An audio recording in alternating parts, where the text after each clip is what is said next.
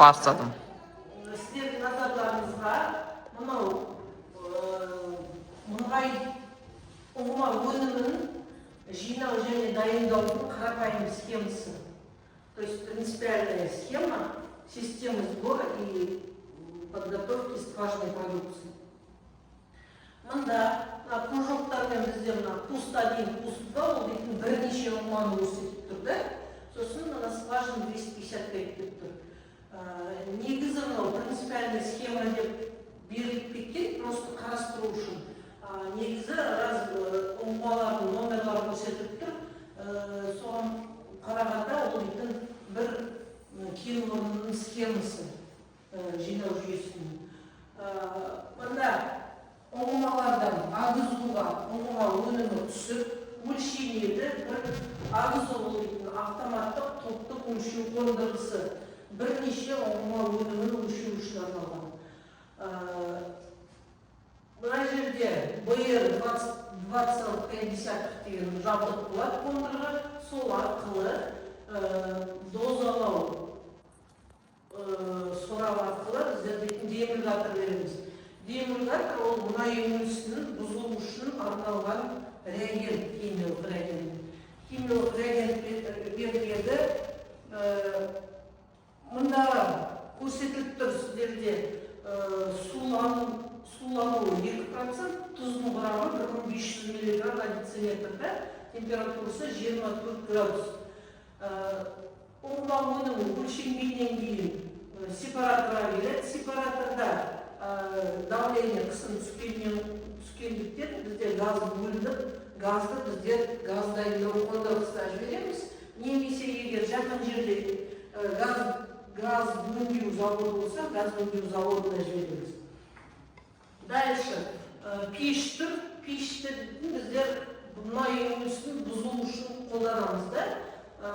Қыздырған кезде бізде мұнай өнімінің тұтқырлығы азайып, су мен мұнай бір-бірінен тезірек бөлініп бастайды.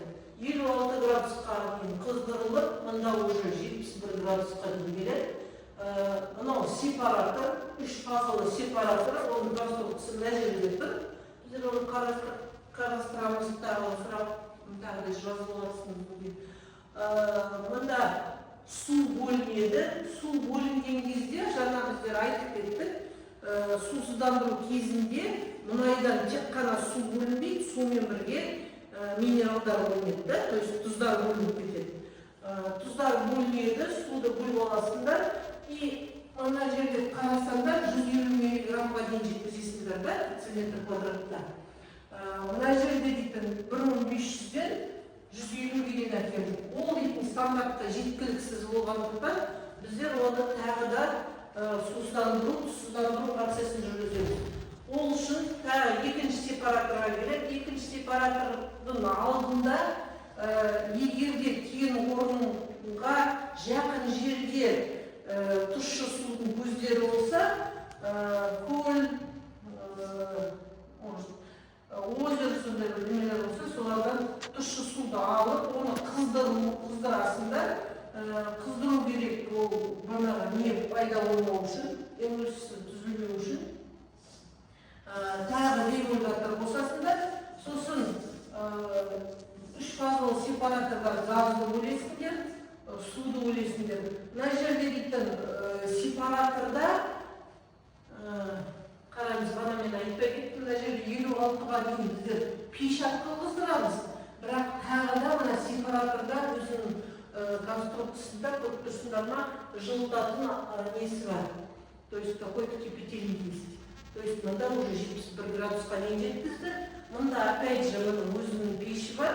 Ол дейтін қыздырып кипятильникті да 70 градусқа дейін жеткіземіз. Ол бағанағы мұнай өндірісін бұзу үшін. Тұщы суға дейтін мұнайдың құрамында қалып қойған тұздар ериді. Сосын сол суды қайтадан бөліп аласыңдар. Бұл кезде не болады? Тұздың көп мөлшері сол суға еріп, солмен бірге бөлінеді. То есть мына жерде, можно сказать, сусыздандыру процесі жүріп жатыр сіздерде. Енді мында уже стандартқа келгендер, стандартқа келгендіктен сіздер буферный емкость дейміз, буферный емкость, опять же, сондай сепаратор айтылуы. То есть мында уже обычный сепаратор, двухфазный, да?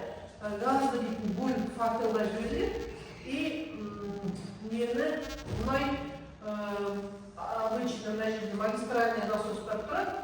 Содан кейін узел учета нефти, да, оның сапасын тексереді, то есть тұздалғанша кейін, суғанша кейін, құрамындағы медқоспалар бар ма, солардың бәрін тексеріп, дайын болса, оны дейтін тасымалдау магистральды құбырмен тұтынушыларға жіберіледі.